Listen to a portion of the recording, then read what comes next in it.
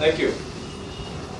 So, as usual, it's customary. We have some new members in the audience. Some old regulars are here. Welcome everyone. It's customary for me to introduce the concept, and I will take a moment to share with you something that I saw on Facebook, posted by the Bliss Catcher of the March edition. We had two Bliss Catchers in March. One is Jageseni Chatterjee and the other one is Dr. Lalita Santanam. So Jageseni Chatterjee is a dancer who came to Chennai with just 17 rupees and found herself drawn to the city and immersed herself in dance, and she's learning Bharatanatyam even now. She's learning from Dr. Lakshmi Ramaswamy. So I saw this on Jageseni's post on her wall, and I thought this is interesting. She puts up a picture of herself having coffee in this beautiful Bliss Catcher mug. And she says, coffee in the Bliss Catcher mug. Before I begin a busy Sunday, this seemed to be a perfect start. Those in Chennai, Bliss Catchers can work wonders. Curated by AVIS Viswanathan, it is a live talk show held at Odyssey. Some share their journey, some listen, but the common thing is all those present dare to dream.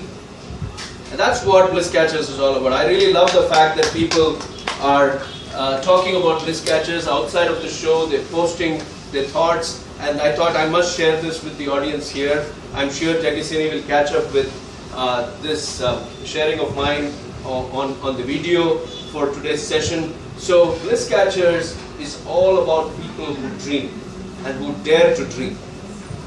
But then many people who dare to dream also, when they wake up the next morning, go back to just living their lives.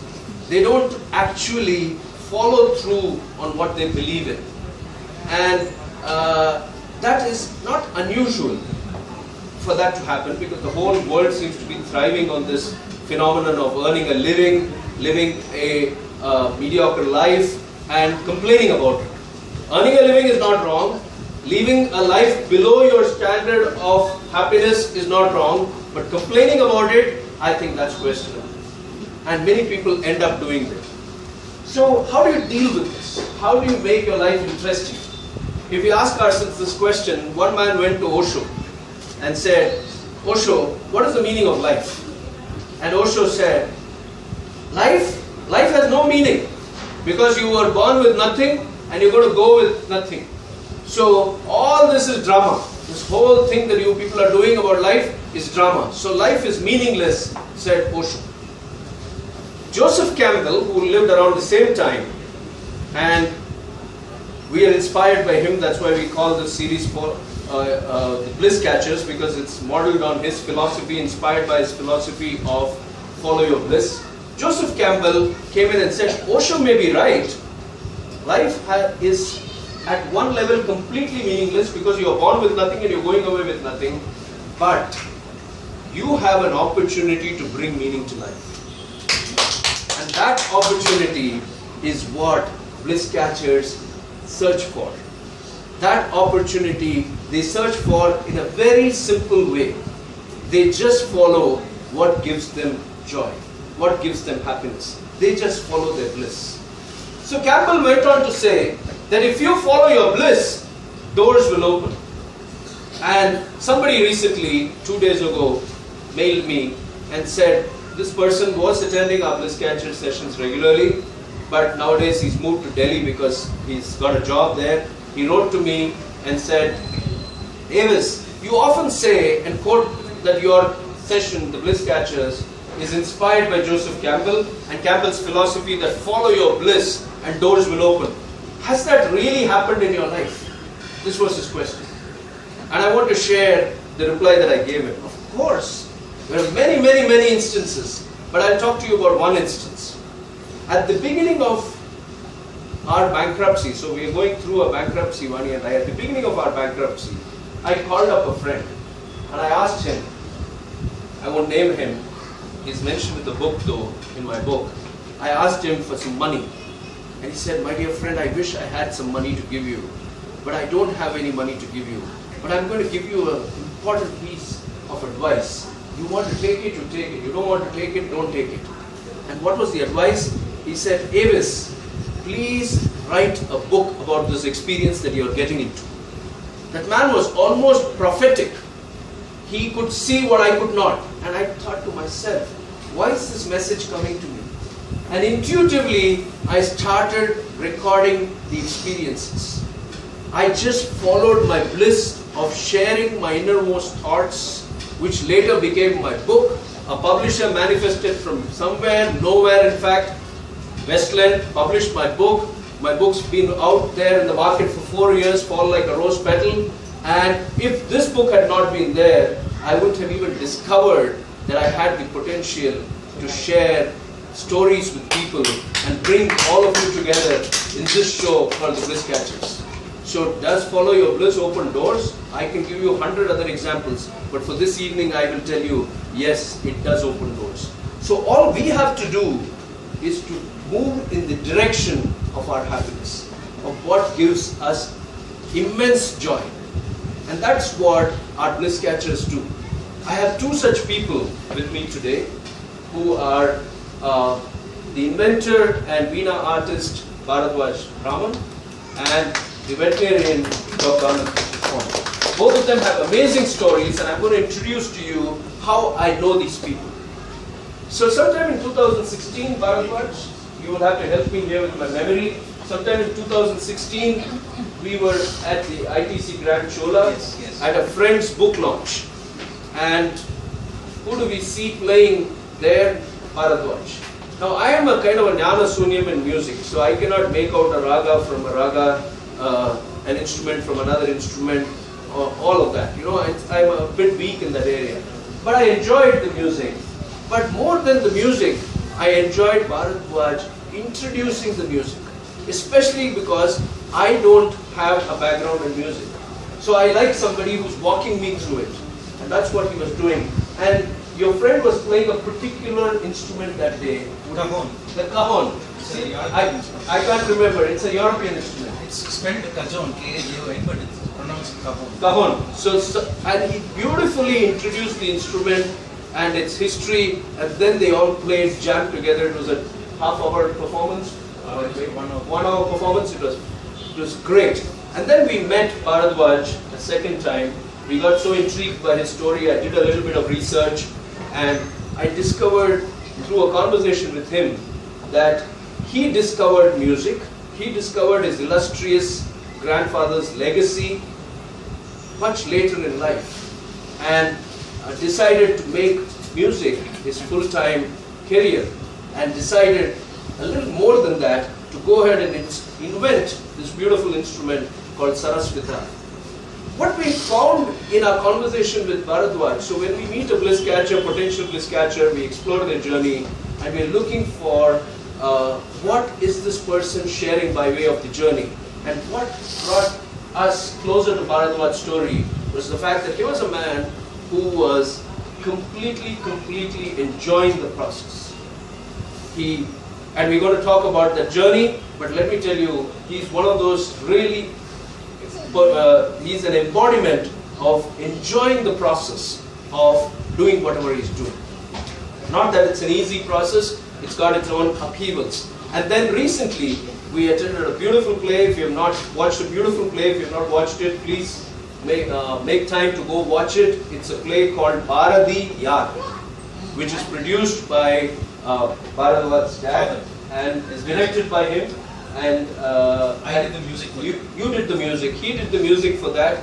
My mom is acting in it. Yeah, I discovered that just today. I mean, on stage, I didn't connect with her. I didn't relate to her until KK introduced her to us. So I think, apart from the fact that it's a family production, I think it's a world-class production.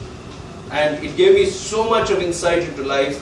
And I particularly like your music there, Baradwaj, because as I told you, I'm quite distant from the technicalities of music, but I like poetry, and I've always admired Bharatiya's poetry, but in Tamil padikka varadu.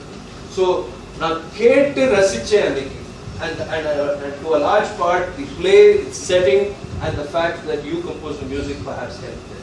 And of course, Isekavi Ramanan, who did the Bharadiyar's role, who did the role of Bharadiyar, amazing. So that's Baradwaj Raman for you, ladies and gentlemen.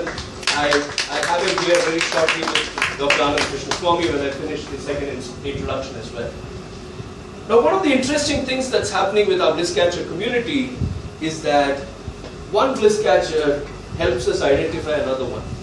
So in October 2017, in season 3, we had Raghavan Manian, the multi-instrumentalist who gave up a promising IT career in the US to come back and immerse himself in music.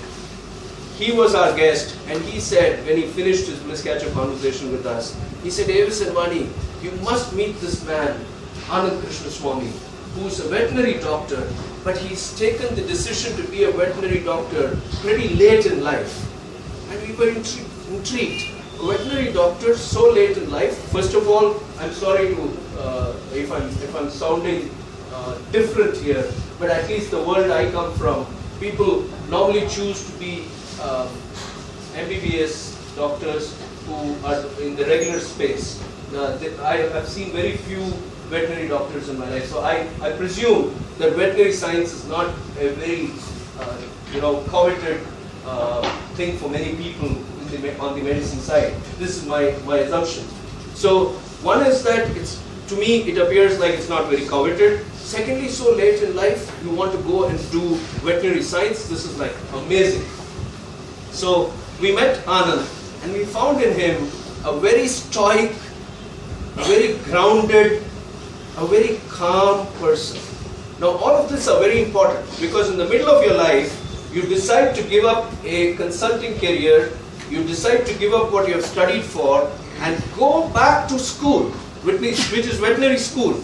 Invest 5 years on it, 4 years, and pick up a veterinary science degree because you love animals and you want to do that for the rest of your life. Now when he does that, life is not easy. Life is not easy because Sri Lanka, where he graduated from, does not allow foreigners to practice. India does not recognize a Sri Lankan veterinary science degree, and the US at the moment seems out of bound, out of reach. And so at your middle age in your life, you find yourself having followed your bliss and hit a dead end. What do you do with it? Is that a good introduction? Yeah? How do you do it? And that is what we're going to talk to him about. So many people who attend Bliss Catchers often say, what happens if things don't work out? In this case, it has worked out. What happens if things don't work out? And I want to tell you from Vani's story and my story, sometimes things take a long time working out. And you've got to have the faith and patience. And we can see that remarkably in Dr. Anand Krishnaswamy. So on that note, let me invite the two of you, Dr. Anand Krishnaswamy and Baradwaj over here. Please join me.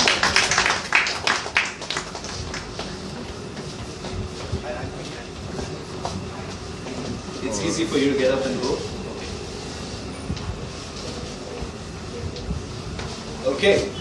So are we all set? Yes. Okay. I need to get settled in my chair. Yes. So this is amazing. Thank you so much. Thank you, Ramesh. Okay. So here we are with the evening, starting with the conversation right now. Just for all of you to know, those of you who are new, this will be a conversation between the three of us. At the end of the conversation, we'll open up the floor for audience questions and interact with you. And we'll close down the session sharp at 8:30. We are very particular about starting and finishing on time, so you can have the rest of the Saturday evening for yourself. In this time, somewhere around 7:40, we have what is called the midway quiz segment. In the midway quiz segment, you get to win this beautiful mug that Jageseni says her coffee was tasting great. Okay, so your coffee tastes blissfully different when you drink your coffee in this mug. These mugs are to be won if you answer our quiz questions coming up in the midway segment, which is around 7:40, and then we have another segment where the guests are going to ask you questions, and so you can win mugs at that time also. The midway question segment, I will be asking you questions on the guests, and in the final segment, the guests will be asking their choice of questions to you. Okay? So that's the format. So are we all set? Yeah? Shall we start? Okay. I don't know why this chair is feeling a bit uncomfortable. I hope it won't fall off, Okay, fine. We'll go on. If it does, we'll deal with it. Okay? So, there you are, Baradwaj. Let me start with you. Okay? My first question to you, Baradwaj, is please pick up your mics and turn them on. We tested them. I think they're all set. Yeah. So, Baradwaj, let me ask you my first question. You were heading off, like many other people in your life, to have a proper corporate career. You did your BCom first, and you should have been in a job. Okay? So let me ask you, if you had not moved in the direction of music, if you had not done all that you have done possibly in the last 10 odd years, how would you think your life have been? As a child, what were you dreaming of your life to be? We all have our dreams, so I'm curious to understand what was your ambition as a child and which direction were you heading in at that time? First of all, thank you very much for inviting me to this amazing place and for this lovely initiative that you're doing. And thank you, AVIS, for thinking of me as a person as a bliss catcher for this evening. So I had lots of ideas as a kid. I wanted to join the army. I wanted to, as a 10-year-old, 12-year-old kid, I was so ambitious. I wanted to be part of the army or navy. I had so many ideas. And then when I was doing my college, I was focusing on trying to do an MBA. I was not very good in mathematics, and even now I'm not very good in mathematics. I was not good in taxation, so the only option was MBA. And the other amazing option was law, because both my parents are lawyers. So that was another option. But somewhere down the line, I felt that, when I used to study, most of my friends used to study with music in their background. I could never study when the music was there in the background. So And you were saying this, that's interesting.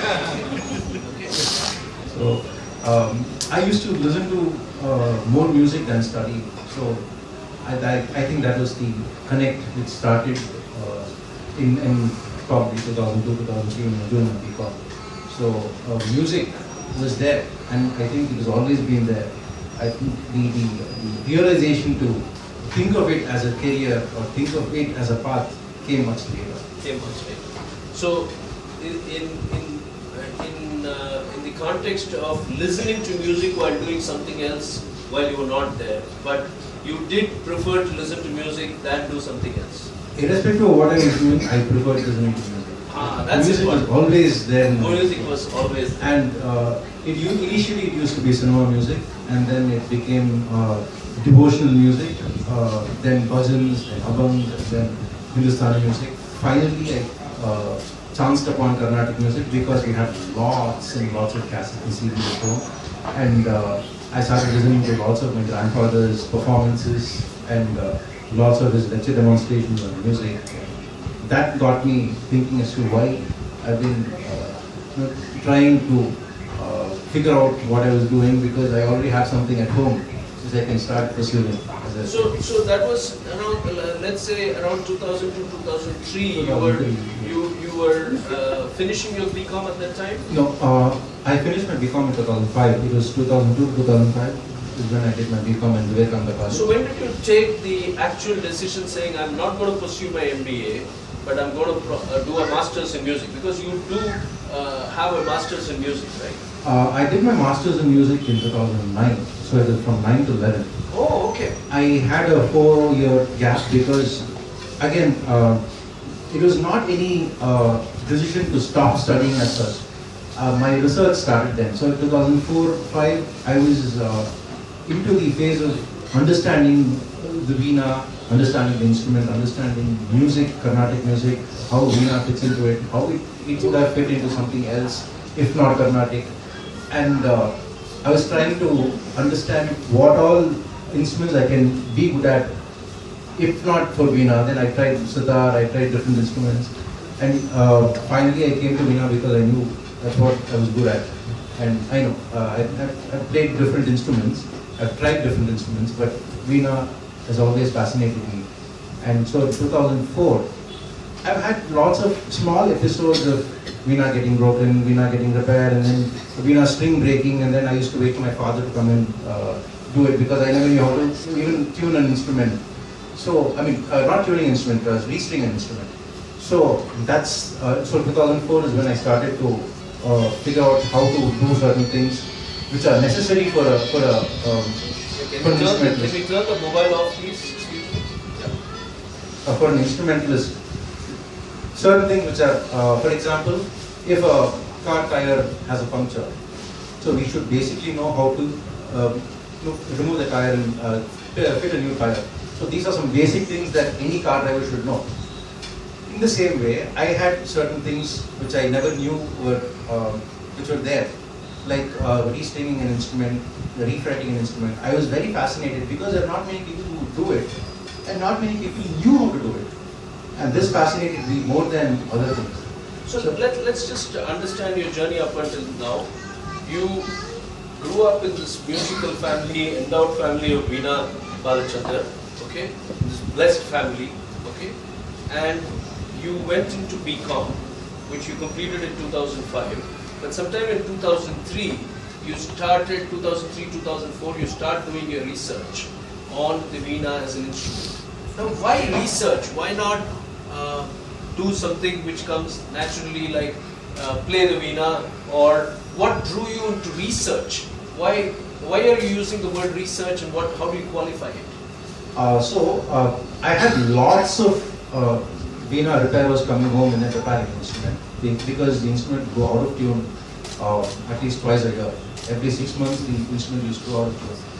And I used to feel very nervous and scared giving it to an outsider who would not know how to do it or who would mess it up, and then finally after 3 days after he leaves I'll have to realize that the work is shabby.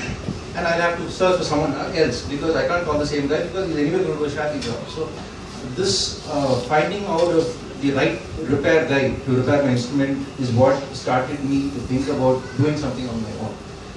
But apart from that, the experimenting on an instrument came very much later.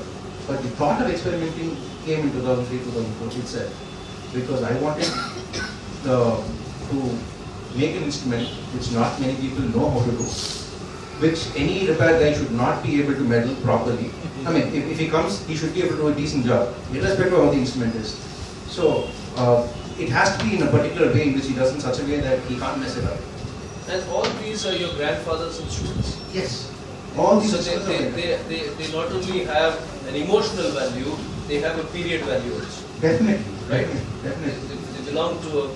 so all the instruments were made from 1978 to 86 in that age. So all of them are very old instruments. Okay. Who was playing these instruments at home when you were growing up? Because your grandfather passed away when you were just 5 years old. Yes. Right? So who was playing it? Was it you? Was it other members of the family? My father used to play a lot initially, but after that I don't think anybody else does. So I had to learn everything the hard way. So I had to learn how to string an instrument. I mean, of course, my father used to teach me all that, but there were so many other things like polishing frets, like repairing a broken Veena. All that I had to learn the hard way because there were not many people who knew how to do it. Were you enjoying that process of working with the instrument, going beyond just being able to play it, but understand its science and understand its sounds? Was it something that you enjoyed as a process? This is where I think my brother helped me a lot, because he's a mathematics genius. He's a science genius and mathematics genius. So I used to hate mathematics in college. So when I started understanding about the instrument, the acoustics and the science and the physics of it, I had to keep on calling him and asking him doubts of about calculus, about trigonometry, geometry, angles, how the Veena is positioned, why a particular way a Veena is being made, and then if I have to make it the same way, how can it be done? How can it be replicated with the same materials or in different materials? Because some of these materials you can't get today. So this is where my brother used to help me. So I enjoyed the process. I initially hated maths, and now I actually understand the value of mathematics and value of trigonometry while making this. While making the instrument. We'll come to that part, but I wanted to ask you a pointed question. When you finish BCom, typically when you finish graduation, we are always asked this question, அடுத்தது என்ன பண்ண போற? Are you going to do a post-graduation or are you going to take up a job? Did you face any such questions, any such pressures? And A, that's part A of the question. Part B, how did you within yourself give yourself those 4 years to research, to experiment, to understand the instrument more? எனக்கு பேசிக்கா 2005 I finished BCom, but then in 2009 is when I did my masters in music. The 4 years of gap I took because I wanted to understand the process of both making and learning a Veena from a proper guru, and then process of making a Veena I never found a proper guru. So I had to learn the hard way. 2009 I did this masters in music is because I wanted to take up PhD or doctorate in the same subject of making a Veena. Wow. That was the reason why I took a master's in music. Otherwise, I would have taken masters because basically we are born with a certain understanding of music, and we have to study and research more. It can be done at home, or it can be done through a university. A university is an added advantage. So you went in that direction. Because how was the social influence on you? Were you under pressure to tell people what you were doing? When I was doing my BCom, it was peer pressure, which is why I did BCom. Otherwise, otherwise you would have done that also. No. It was peer pressure. Everybody was doing something. I had to do something. Okay. That is the reason why I did BCom. Otherwise, BCom has no value now. Because what I'm doing and what I studied is completely different. I could have probably done,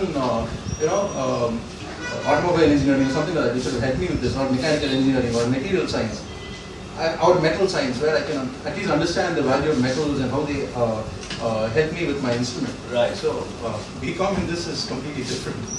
Fantastic. I'm going to come back to Baradwaj for your journey and ask you a few more questions as we go along. But for now, I have to do a quick summary and then move to Anand's journey.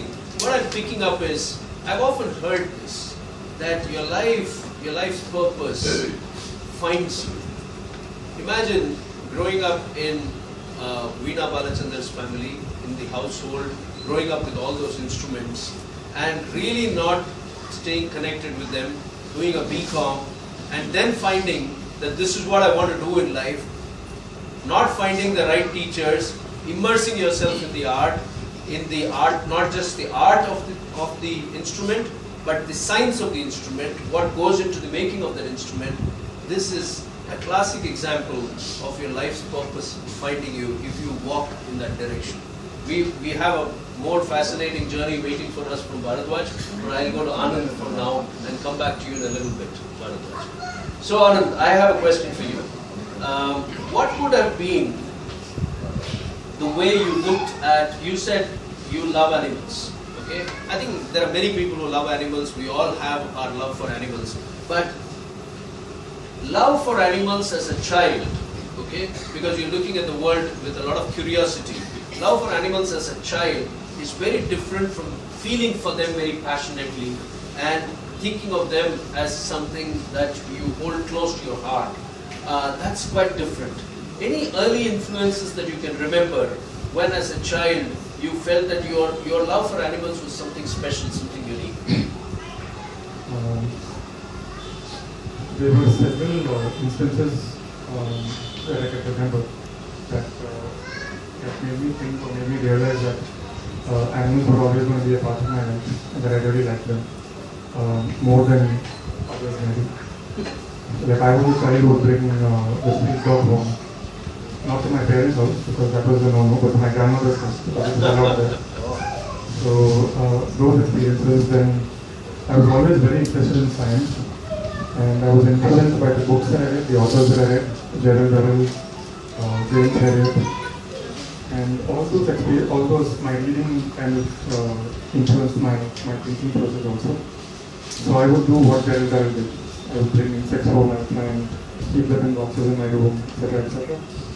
And along the journey, I kind of realized my interest and my passion for science also. So to answer your question about how my childhood interest for my love for animals gradually evolved into thinking that, okay, this might actually be a career for me.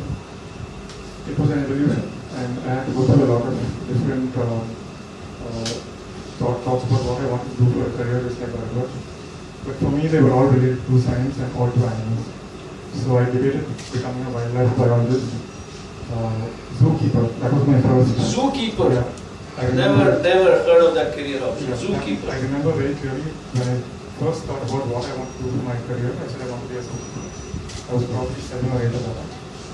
Very clearly the influence of Daryl was there. That's later evolved into wildlife biology, naturalism. And I explored all that by becoming a volunteer with Worldwide Fund for Nature here in Chennai. I was a very active volunteer there. And by then I was already in college.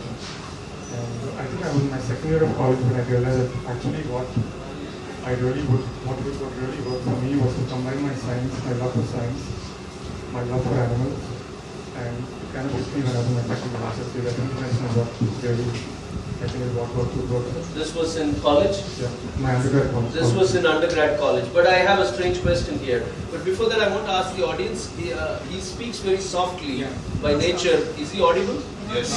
He's audible? Okay, Yes. we'll continue. So just make sure you, because by nature, he's a very, very soft-spoken person. Sorry for my noise.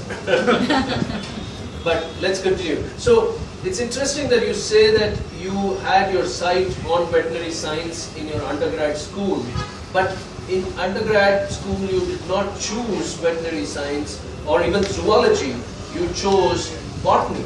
Now why would somebody who has such a deep affection for animals want to be a zookeeper, let us say, want to choose not zoology but botany? Mainly because of confusion. At the end of school, I really did not know what I was doing. Like a lot of I've heard this is my take that 99% of the kids are confused at that stage. But we had just moved back from Delhi after my trip, and I knew that I wanted to do science in college. My thought process had not reached a point at that time when I knew that veterinary medicine was what I wanted. Otherwise, I think I would have made a serious effort at getting into vet college here or somewhere else. So I knew it was science.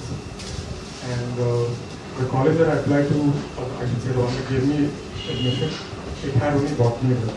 Oh, okay. Zoology was a minor. But I kept up my interest in zoology by doing science projects with a professor in Loyola, even though I was a student at Vaishnav College. And I'm so grateful to him and to the faculty at Loyola because they were so supportive. Even though you were not there? Exactly. They didn't say, here's a student in Vaishnav and we won't support you. Okay. And he was my guide through my science project. We actually got a paper published in Black Book, which was the journal, I don't know if it's still being published now, but Black Book was the journal of the Madras Naturalist Society. And I was so thrilled because I'd done a study on grasshoppers in the Ananagar area where I live. And we got a small paper published in Black Book. And that really triggered my, again, kind of kindled, and I think it made my interest in science even deeper. In veterinary science. Yes. In veterinary science. So why would then you go to the US and do a master's in agricultural science? Why not have done at least at that stage veterinary science in the US? More confusion. Confusion becoming morphing into something much bigger. No, the story is I kind of jokes apart. I kind of made up my mind that I wanted to study veterinary medicine in the US. Because on one side my interest in science, I kind of thought that okay, I want to go to the US and have the whole experience of being grad student there and so on. And all that I read about the veterinary colleges in the US were like fantastic. You know, the way the college was set up, the way they were teaching. I thought the US was like heaven. So I wanted to go and study there. The only problem was there was zero focus, there was zero understanding of what the challenges were in going and studying in the US. Would I even get accepted to a college or to the faculty in the US? Nothing. It was just okay, I want to go to the US. So I went. I actually went I got accepted for a master's program in zoology. It was my first entry into the US. But after getting into the program, I kind of realized that zoology was a program that was really meant for basic research. It was not even applied research. It was for people who wanted to get into a PhD, get into maybe really basic research or teaching. And that was really not the direction I wanted to go. And so here I was in the US first semester, having paid my first semester fees, and thinking, okay, why am I here? What am I doing? My dad has paid so much of money, and I actually thought about just quitting and coming back to Chennai. So I really faced my first crisis in life, I guess, at that point.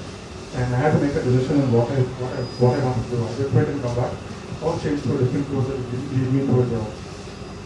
And I picked agribusiness at a different university because A, it seemed like a job-oriented course, and B, I had some friends in that university, but the university choice. Very interesting, very candid. I think the point he makes, confusion, more confusion. I don't think there is anything wrong with being confused in life. I think if you have all the answers, then you are probably not a human, right? So confusion is a great thing, because it's only through the chaos that clarity can emerge. And at least he's been candid enough to admit it. Many of us want absolute clarity on everything. That's not something that you're going to get. So it takes a lot of courage to admit that you were confused still. It takes a lot of courage. So thank you for being who you are. So you take a course, go to the US, find that that's not the field that you want, that's not the space you want to operate in. You migrate for earning a living reasons. Would that be a good summary? You migrate to a different program, hoping you will get a job, and you do get a job in the US. You work for 3 years in the US, right? So in this time, when you were working in the US, when you finished your master's, how was your life feeling with regard to what you really wanted to do? Did you think of veterinary science at that time, and how did you postpone that thought? I think I had kind of given up on my dream by that point. You had? Okay. Because I kind of reached a point where I said, okay, everyone who wants to be an engine driver doesn't get to be an engine driver. That's actually a quote from Gerald Darrell, it's not my quote. Oh, it's a Gerald Darrell quote? Okay. I remember in the one of his books. Okay. Everyone who wants to be an engine driver does not get to be an engine driver. You can change engine driver to whatever you want. Right. Okay. So, and I was in the agribusiness course, and I was actually having a very good time at Arizona State University. Grad student, life was great. It was a struggle to get a job after I graduated, but I eventually got a job. And I was just in that mode actually. I completely given up on my veterinary beliefs. But I volunteered in veterinary hospitals in India. Oh, you did? Yeah, I don't know why I did, because by then I had actually given up on my dream. But I just volunteered. And it was great. And it was so great. I have no words to describe. It was exactly, it kind of, everything that I had imagined about veterinary medicine in the US, it was all true.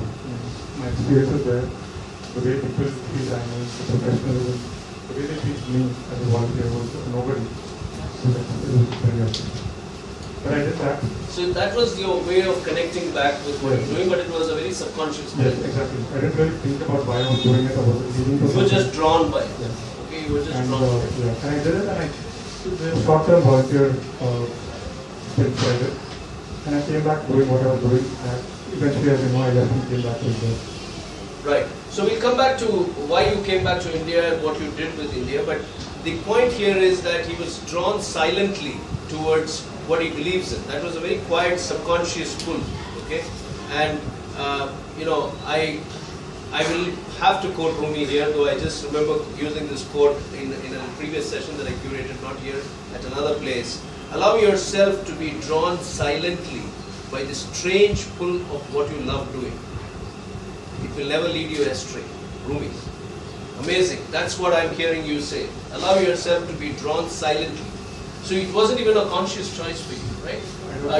You say that you're given up your dream, so you know you're not going to be in veterinary science, but you still go and volunteer. So you're allowing yourself to be drawn silently by the strange pull of what you love doing. That's what happened to you. Fantastic, thank you. So at this point, we'll come back to the conversation with Baradwaj in a moment, but at this point, by my clock, it's the midway quiz segment. Okay? Are you all ready for the quiz? Okay? Those beautiful mugs are waiting for you. Vani is joining me here to give away the mugs. For the first question, okay? The Baradwaj Raman family cannot participate. Even KK cannot participate. Okay? Anybody else can participate. So there are the Baradwaj, you know your family members. Yeah. Right? So I have a second question in case the first question is not answered, or if somebody gives out an answer and they're not eligible for the mug.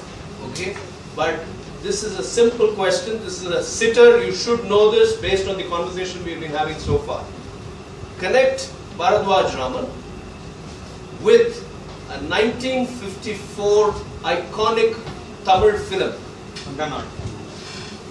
Andanal is the answer. Yes, Andanal. Connect him. Complete the connection. Yes, Balachandran. Yes, Balachandran directed it. I didn't even finish the question. I said the iconic Tamil film which had no songs. Which had it was the first Tamil film without songs. Yes. Okay, KK, I already disallowed you from participating. How can you participate? Okay, Baradwaj, please give it to Manichandran, who is a regular at Bliss Catchers. I think they have a collection of mugs at home. You should send us a picture. Before you start sharing it. Oh, you started sharing it. Why hold it all? Sorry, next one for you. Doesn't matter. Okay, next one. Because he shouted the answer, I gave it It's to him. okay, I lifted my hand. Doesn't matter. Okay. It's okay. Okay, let's go to Anand's question. This one is a question on Anand. Okay. Do you want the very tough question or do you want the easy one? Both. Both. Tough one. Okay. You want the tough one? Let's Okay. see. Let's see. Let's see. So connect Dr.Anand Krishnaswamy with a man. This is a tough one. Okay. Connect Dr. Anand Krishnaswamy with a man called Shahi Hotra, who's the son of a sage called see, it's difficult even for me. Hayagosha. Okay. Son of a sage called Hayagosha, and his name is Shalihotra. Okay. This man lived around the time of 2300 BC. Okay. Connect Dr. Anand Krishnaswamy Was with him. animal lover? More than that. More than that. If nobody else answers, I'll still give it to He you. took care of a deer. He took care of a deer and then made it first veterinary. Yeah. He was a veterinarian.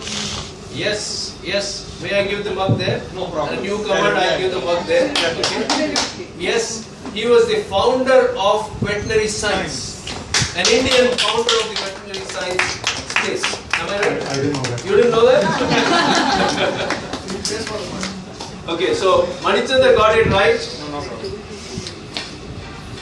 But we'll give the mug there. Thank you for being gracious. Thank you.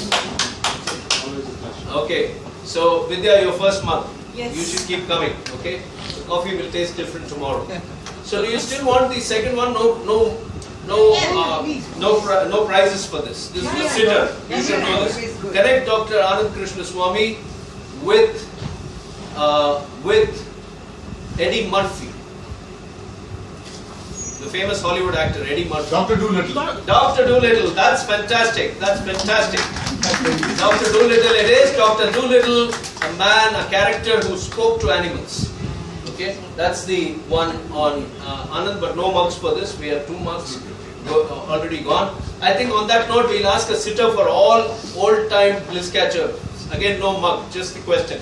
Connect Baradwaj Raman with a Bliss Catcher who started this all. Baradwaj. Baradwaj Rangan, absolutely right, and a national award winner. I knew it was a sitter, so no. Even before you started. Yeah. I knew it. I was just looking at that. Right. Oh, that's right there. So Baradwaj Rangan, at that time the film critic at the Hindu National Award winner, was our first guest in the Bliss Catcher series in 2015, And that's how our Bliss Catcher journey has started. It's in the 4th season right now. Fantastic. So we had a little bit of fun with those questions. Let's go back to Baradwaj's story. So Baradwaj, you take up a master's in music, and your idea was to do a PhD in the science of making Venas. Okay. What kept drawing you to this whole process of creating the Veena? Okay. And talk a little bit about how that translated into making of your invention, the Saraswita. So basically, starting from 2006, 2007, I was trying to find the right repair person for my Veena, and I could never find the right person. I've called so many people home, and then, as I said, it was a tough decision to find the right person, and then pay so much of money, and then realize he's not done a decent job. So I went to Bangalore. I wanted to do a proper documentary on what these people are doing. Are they actually making proper Veenas, or is one particular person, as a director or whatever you call it, is equipped to do the whole Veena, or does he do just one portion of an instrument and then give the rest of the work to someone else, or different parts of the instruments made by different people? I wanted to find out what was happening. So I realized that the tradition of one craftsman doing one instrument has lost one. It was completely gone by late 1980. So today, one person does one part of the instrument, someone does something else, someone does the polishing, someone does the painting, someone does the cutting of the wood, someone does the shaping of the wood. So there is not just one person who does the whole instrument. It's always by different people. And I could never understand why they were all doing it in a particular way. I would tell them I want it in a certain diameter, certain length, certain width. And they would say, Illa sir, I'm selling so many instruments per month, I can't do this for you because this is going to take extra effort from me and extra wastage of wood, I can't afford to do that. So that's when I started to think of in 2013. And the idea for the process started in 2010 when I went to a concert tour to UK, London and Scotland. I had taken my grandfather's Veena. It was a concert Veena that he had been using for very many years, some 20 odd years. So he has 9 amazing Veenas, out of which 4 Veenas are his concert Veenas. So one among the 4 Veenas was used for very many years by him. I had taken the same Veena in 2010, and the airlines handled it very badly. And I found out that there was a big crack in the instrument. I had to take it to one of my good Veena carpenters whom I could rely on, and then ask him to open the instrument completely and then redo the whole instrument. And I spent quite a lot, and then he actually did an amazing job. But that's when I realized that I couldn't, depend on my grandfather's Veenas anymore, because the same thing happened again. I can't find the right person. This person is already very old. This craftsman who helped me with repairing the instrument is already he's like 80 years old. So I can't ask him to redo it again.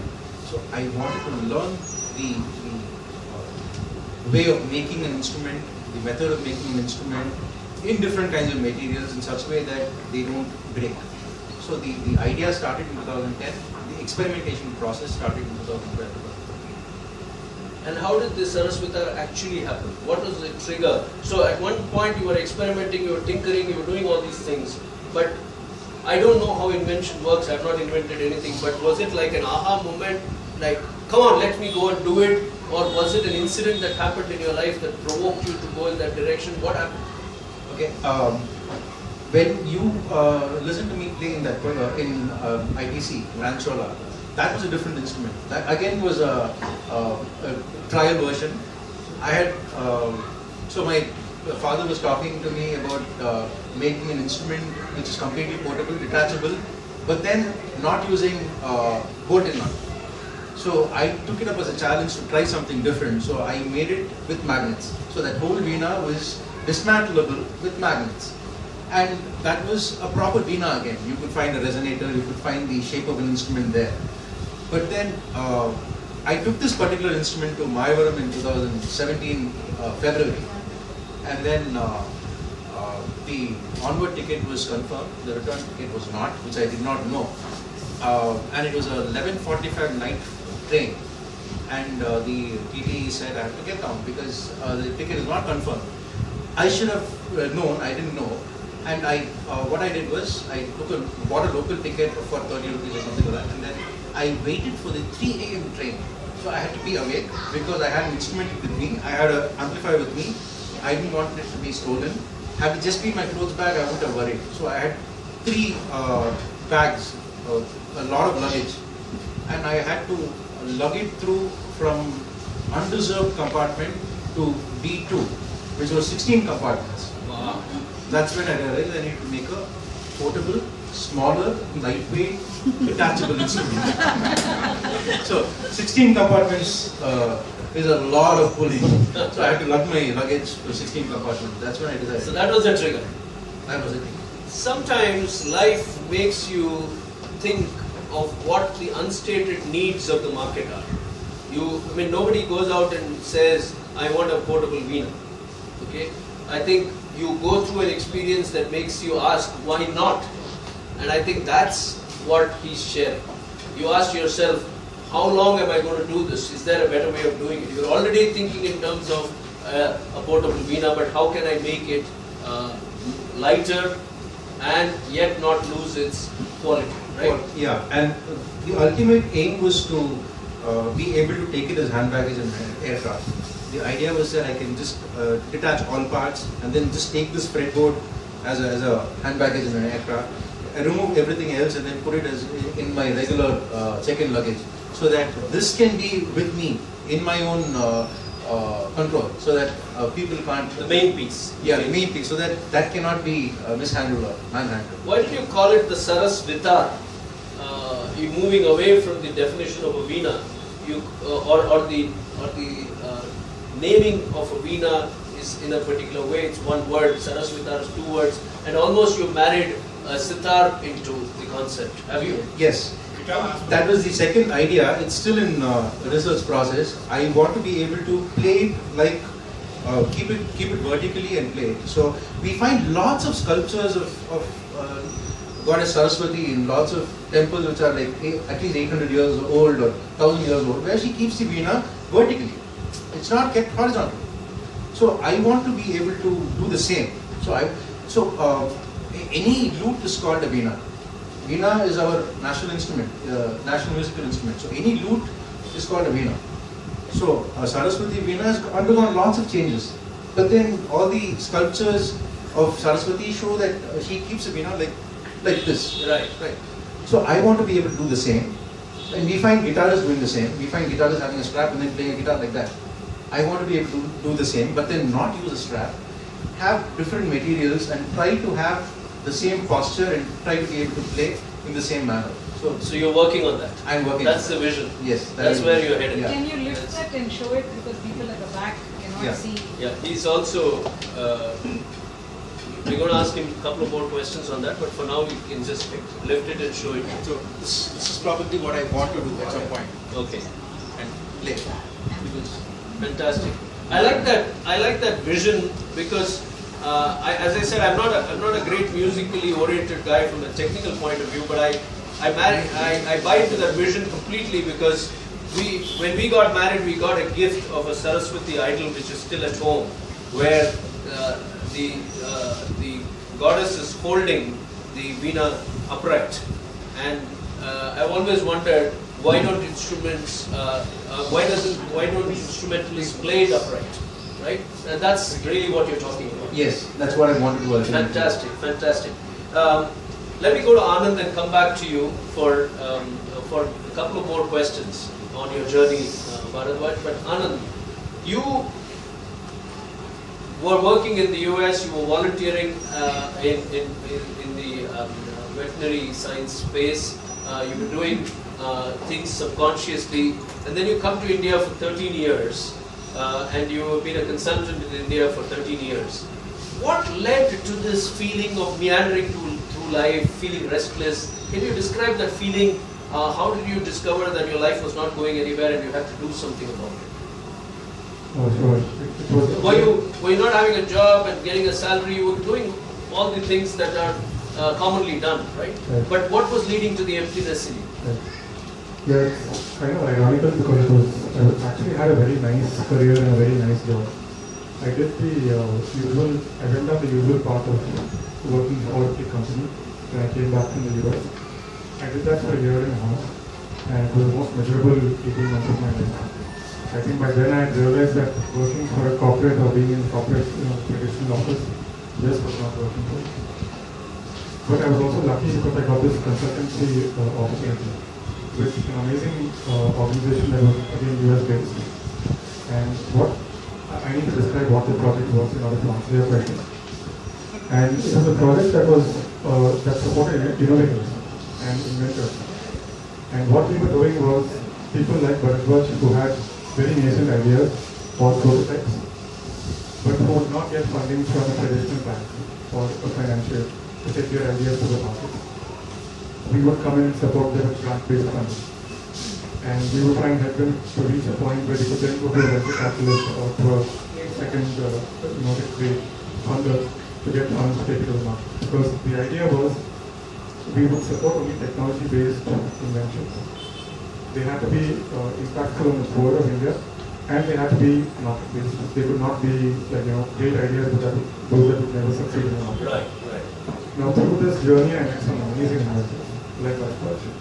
People who were so passionate about their ideas, who were so invested in their idea, dedicated their lives to taking this idea and creating the impact that they want to create. All this time, I had come back and I got back to Blue Cross and I was volunteering there again after I come back from the US. So I think that's really the trigger, meeting all these amazing people who were so passionate about what they were doing. That made me really question what I would do. Okay. So the circle of influence around you drew you into it, and you started asking yourself, what am I doing on the other side? Right? Why am I not doing what I believe in doing? And it kind of really, I think it kind of rekindled that flame because I realized that I also had a passion. How did you then go about actualizing it? What did you do with that feeling? Many people sometimes feel that flame but extinguish it saying, I'm too old for this. How did you go about? So was it a very clear-cut idea that, hey, it's veterinary science that I want to do? Or was it a fuzzy idea that, oh, I've left behind veterinary science, what can I do with my life? What was it? Yeah, it started out being really fuzzy and being really kind of a fantasy. Like I'd be sitting in my office and I'd be researching universities in Europe and in the US. And it really wasn't, it seemed like a fantasy thing because the fees over there were so high that it was beyond my, I could not even imagine paying like $100,000 a year to attend veterinary college in Europe. But I kept fantasizing about it.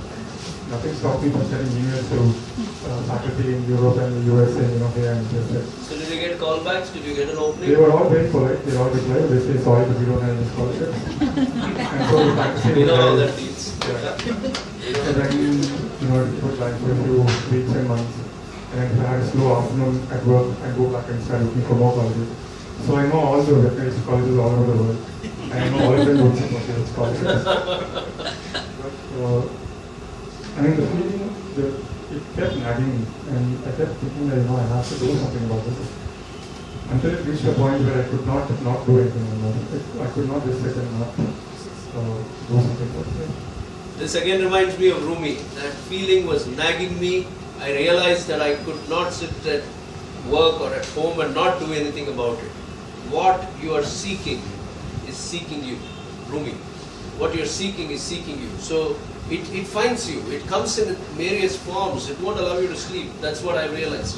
So that's amazing. So did you straight away apply to Sri Lanka, or did you try other colleges before you zeroed in on Sri Lanka?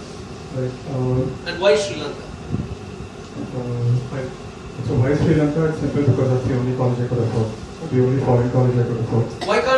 Why couldn't you have studied in India? Why did you choose universities abroad?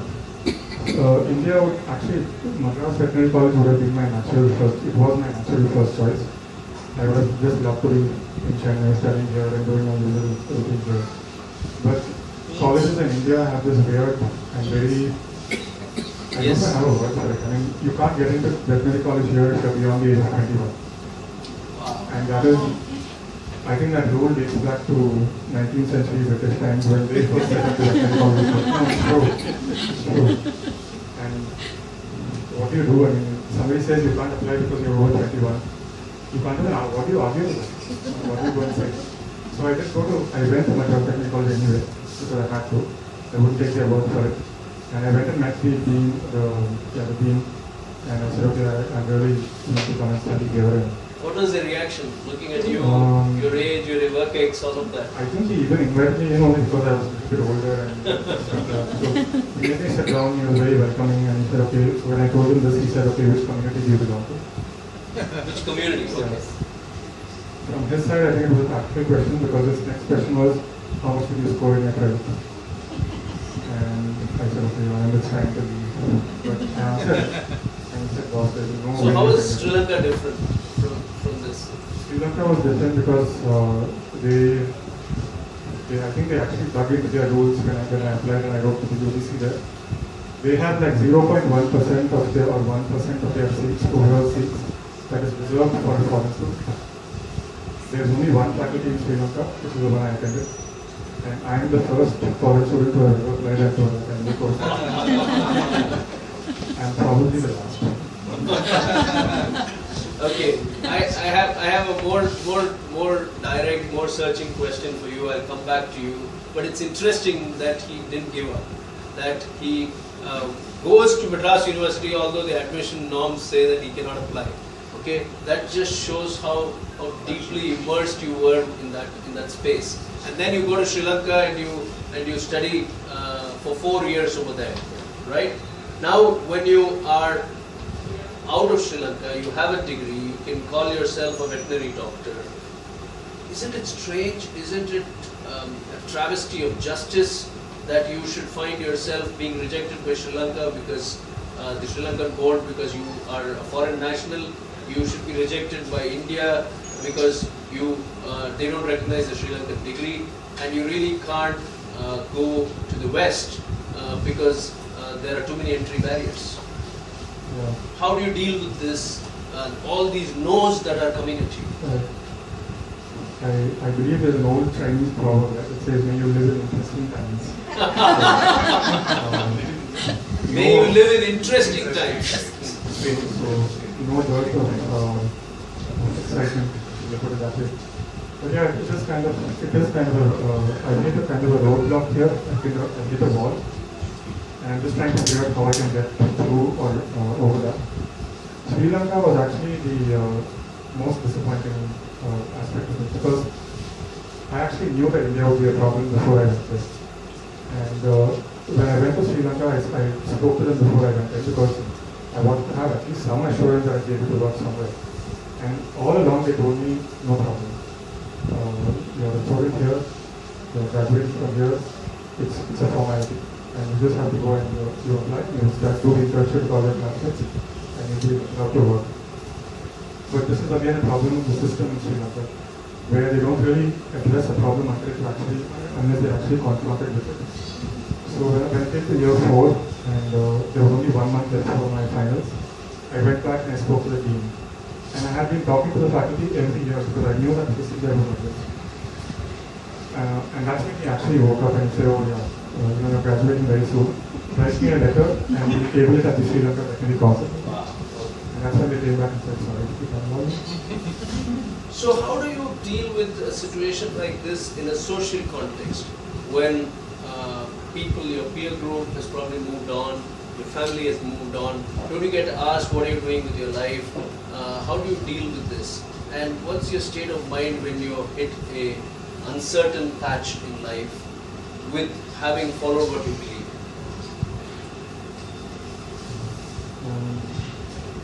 I think first off I should say thank you to my parents because they've always been very supportive.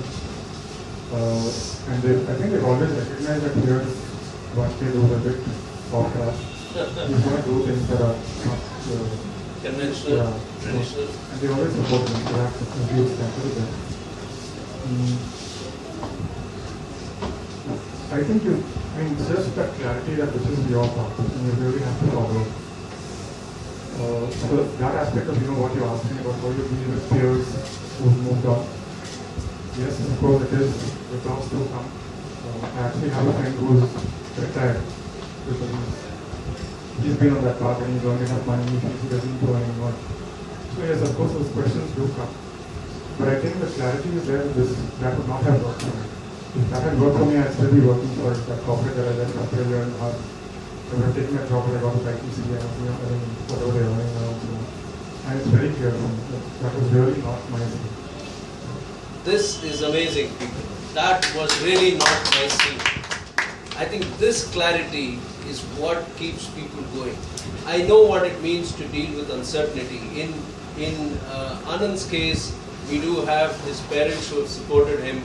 In my case, it's Vani and my 2 children who have supported the choices that I have made and have never questioned me as to why we are going through what we were going through and what we continue to go through. They've never questioned that. And I think this phase of uncertainty has taught me something very, very beautiful. It has taught me that it is better to be happy in a dark place in life than to be unhappy in a apparently prosperous phase in life. This is what I have learned. And I can feel that in what you're just saying. That if it is not your scene, if you're not feeling for that from within, don't go that way. Don't do it. Because at the end of the day, you want to have a good night's sleep. And that has not been lost for me despite a decade of trauma. And I'm sure you sleep very well with what you're doing as well. He works at a veterinary clinic, but he can't draw a salary.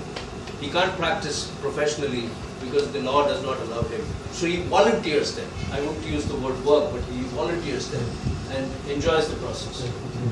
Okay, fantastic. I need to go to Baradwaj and ask him for 2 things before we open up for the audience. One thing. So I asked a very pointed question to Anand, and I'll ask you a very pointed question. Isn't what you're doing off the beaten path? This is not what conventional Carnatic musicians are known to do. You either play the Veena or you go and give it to a repair person, an expert, and fix it. It's very rare that a person will play it and also repair it himself, right? So have you been criticized? Have you been critiqued? Aren't people asking you, are you not too old to be doing all these, trying all these things? How do you deal with all that perspective and feedback that comes to you? These questions have been asked by traditionalists, as I call it, and only people whom I've known as acquaintances. Most of my friends and my family members, all of them have been supportive. One thing, and my father has given ideas for improving it. So he's been part of the process of evolution of my idea as such. So that is one thing.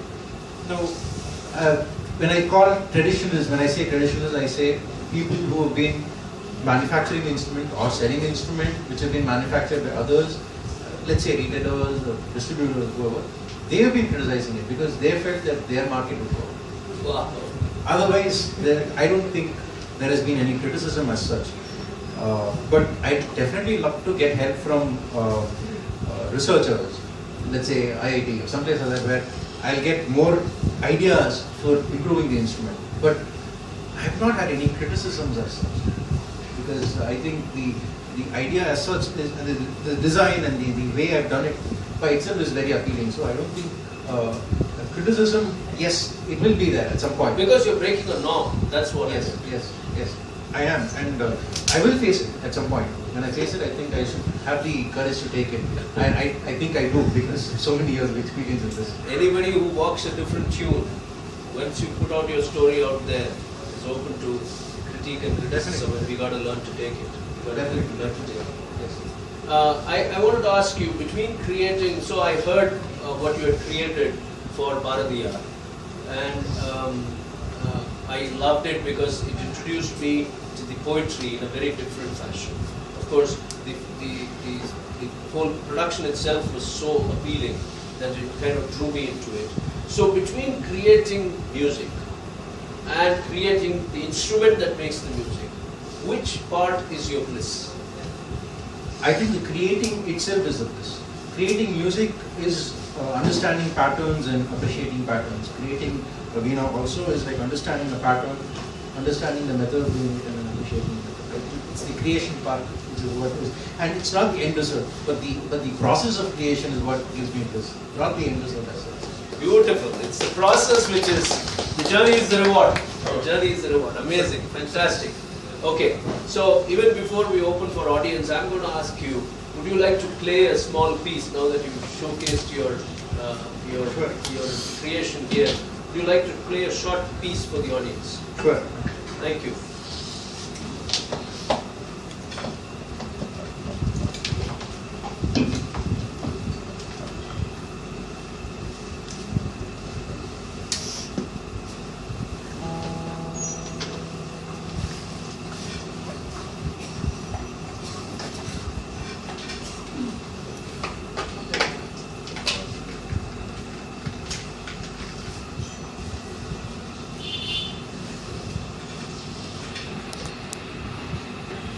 So the song that I'm going to play is from Nandana's Charikram by Gopalakrishna Bharati.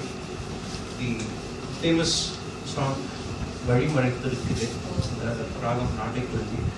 Again, I would relate to the song because it's because Nandana is asking God to open the doors for him to see God or see the eternal bliss.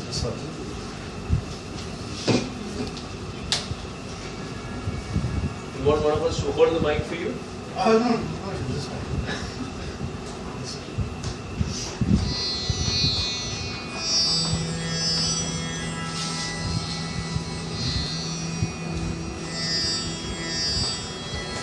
Vadi Malai Malai Pole Mare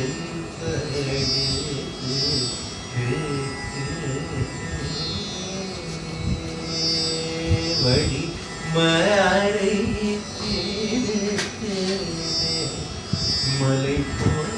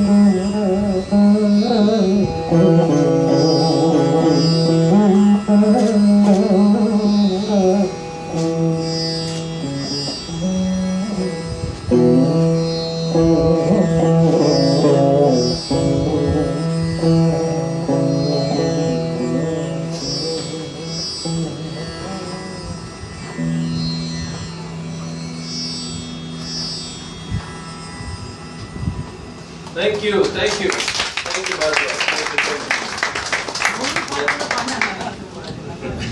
Thank you so much. Thank you so much. Please join us back here. So let's now open the floor up for questions. We'll keep it to sharp questions, no comments please. Please choose the opportunity to talk to them offline. If you have comments and observations, keep it very focused on questions. Yes, Vidya. My question is,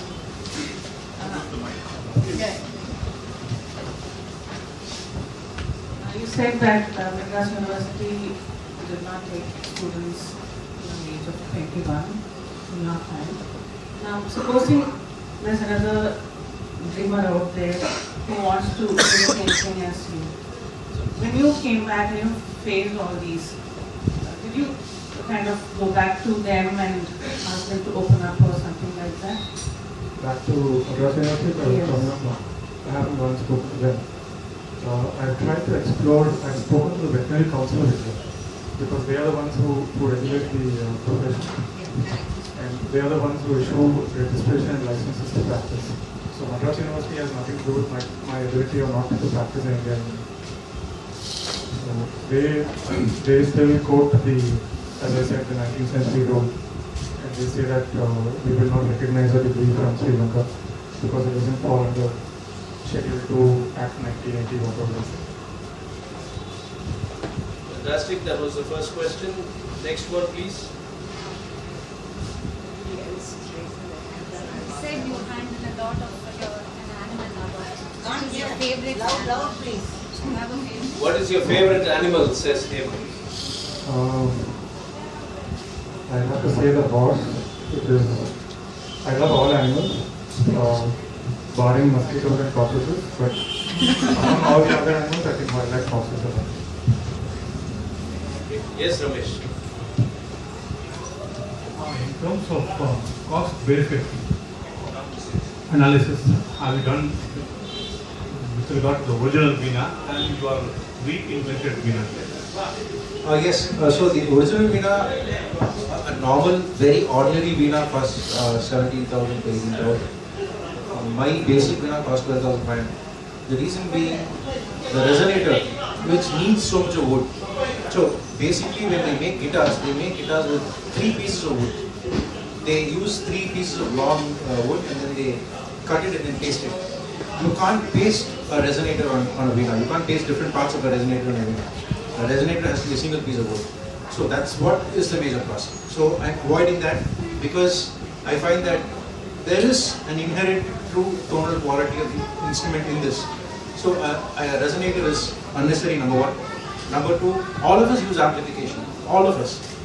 Including the person who calls himself as the traditionalist who prefers a proper mic for amplification. He also uses an amplification process which also goes through a process of editing of tonal quality. They use bit of bass, bit of treble, bit of this, that to alter the sound quality. So if I'm doing a concert without any percussion instruments, without a mridangam, without a gata, then I would need a proper Veena. Otherwise, in this age, especially for portability, especially if I need to take this to Iceland for a concert the day after, and then Tirupati, the hottest place, in 2 days from that day, for me to understand the thermal change and for me to be able to adapt the instrument to the temperature, I think this is the best. Never thought so much science went into it. Okay, quickly, any other questions? Geeta, you had a question? Baradwaj, I have a question for you now. When we talk about something like this disruptive innovation, creation, the design especially, one person who comes to my mind for the musical world, the person who gave us the iPod, which fits in your shirt packet and how to not use it. What do you think will be Steve Jobs' impression of your fantastic Saraswati? Question, please. Saraswita. What would be Steve Jobs' impression of Saraswita, because he is credited with disruptive innovation? You would have snapped up the idea and this is disruptive innovation according to Geeta. Steve Jobs did not let his kids use iPad and iPod, if I remember. He wanted them to use only for half an hour or 45 minutes, and he didn't want them to get sucked into that world. So I think he'd appreciate the fact that I've done something like this, And I'm sure someone who's in his level as of date will appreciate the same thing. Just that I've still not done my actual marketing because it's still under research process, and this is still a prototype. I'm still waiting for my patent, so this is still a prototype. And I have so many ideas already. I've seen so many instruments, foreign instruments, which are not confined to any structure or any rules as such. So when we say Saraswati Veena, we associate it with a particular design, and we associate it to a particular god or goddess. So we say Veenana Deva. Whereas in guitar, it's not so. We have so many ways of making a guitar. We have so many people making guitars in so many ways. We have cellos which are portable, detachable, violins which are detachable. But we can't do the same because we associated this with God. So I want to break that stereotype and stigma, saying that this is not just God. It can be something else. It can be much more than that. It can be God and much more. Why do you say this is just God? This is amazing. This is amazing. I think you have to. No, I'll pass it. We can take it offline. Sorry, Dr. Chari, I've been disallowing you the mug. I've been disallowing you the question, but we are short on time.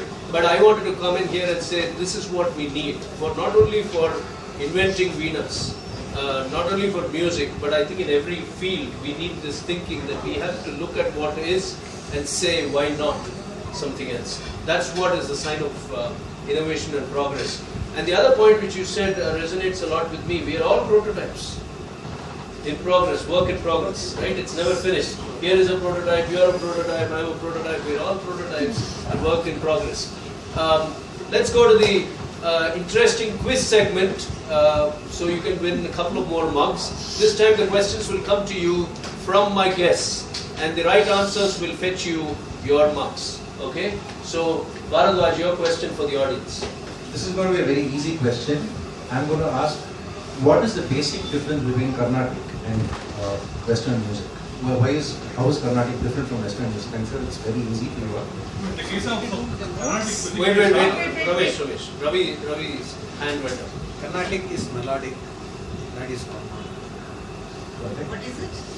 Carnatic is melodic and that is harmonic. That is one idea and one part of the answer. The second part, you have. Second part, Ramesh, do you want to try? Did you have the same answer? No, same answer only, but if you want me to add me, in the case of Carnatic music, it's entirely divine, God, religion based, whereas theirs is entirely 7 notes based only. That apart, I think. I think I'll just make a guess. I'm not very sure of it. It's mathematical compared to Western music.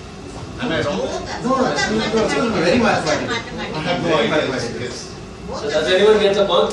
Gamakam is not yes, there. he does. Okay, we'll give it to you. Gamakam is not there in Western music. That is the answer. Only That is the answer. classical. Because melody is also there in Western music, it's also there in all kinds of music. But then Gamakam as such is not there in other kinds of music. Gamakam is there in even Hindustani, but it's not there in Western music. Okay. They have something called So who gets the mug? Your choice. I think she gets one. She gets the mug. So Ravi, the guest's choice.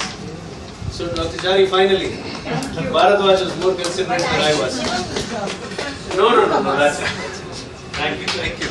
Your answer was bang on. So thank you. Okay. Thank you. Anand, your question.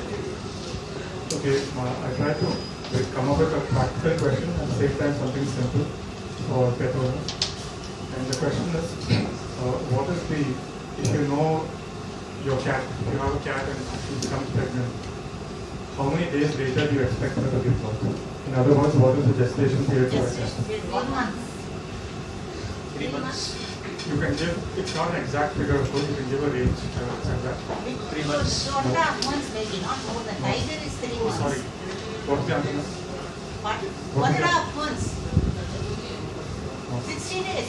Yes, 60 days. 60 days. Does he get the mug? He gets not 1 but 2 mugs today. Look at it. Both my guests have been very, very.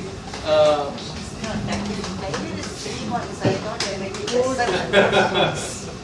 A tiger is 3 months? Yes. Okay, fantastic. So that's awesome. That's great. So both the mugs in this segment went to Dr. Chari, and both my guests have been very considerate towards Dr. Chari. So keep okay.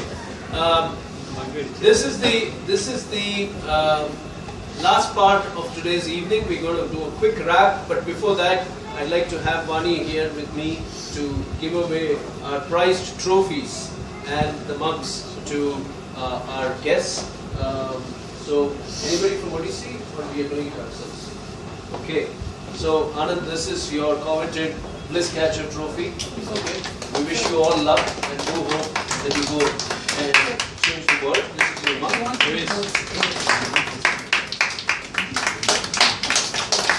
Wait, I'll give it to him also, then we can post it.